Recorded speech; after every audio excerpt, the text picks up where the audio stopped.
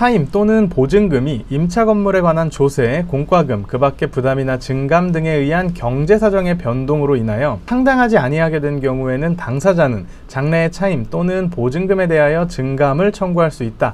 그러나 증액의 경우에는 대통령령으로 정하는 기준에 따른 비율을 초과하지 못한다. 내용을 자세히 보면 임대인이 차임 증액을 요구할 수 있다고만 규정한 것이 아니라 증감을 청구할 수 있다 규정하고 있습니다. 즉 임대인은 차임 증액을 청구할 수 있고 임차인은 차임 감액을 청구할 수 있다는 겁니다. 그렇다면 임차인은 차임 감액 청구권을 매년 행사할 수 있다고 볼 수 있을까요? 감액 청구에 대한 법원의 판단 기준과 근거는 어떨까요? 차임 증감 청구권의 행사에 대한 구체적 판단 기준으로 대법원은 상가건물 임대차 보호법 제11조에 따른 차임 증감 청구권은 계약 성립의 기초가 된 객관적 사정이 현저히 변경되고 당사자가 계약의 성립 당시 이를 예견하지 않았고 예견할 수도 없었으며 그 사정 변경이 계약의 구속력에서 벗어나고자 하는 당사자에게 책임 없는 사유로 생긴 것으로서 당초의 계약 내용대로의 구속력을 인정한다면 공평의 원칙에 현저히 반하는 부당한 결과 생기거나 신의 측에 현저히 반하는 결과가 생기는 경우에 비로소 계약 준수 원칙의 예외로서 인정된다 라고 판시한 바 있습니다. 이를 더 구체적으로 해석하면 민법 제628조 또는 상가임대차보호법 제11조가 정한 차임 증감 청구권은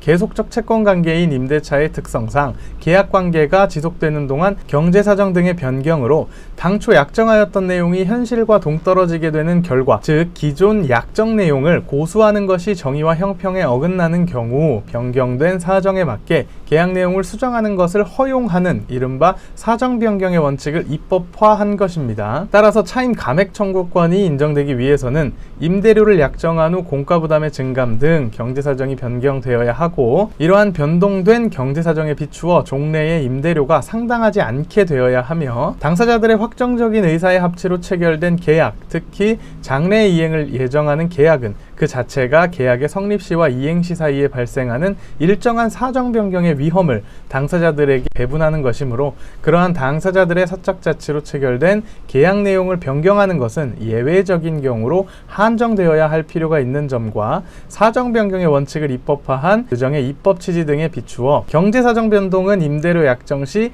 당사자들이 예견할 수 없었던 것이어야 한다는 겁니다. 따라서 이러한 특수한 경제적 사정의 변동 등의 경우가 있지 않으면 감액 청구는 현실적으로 어렵다라고 이해하시면 되겠습니다.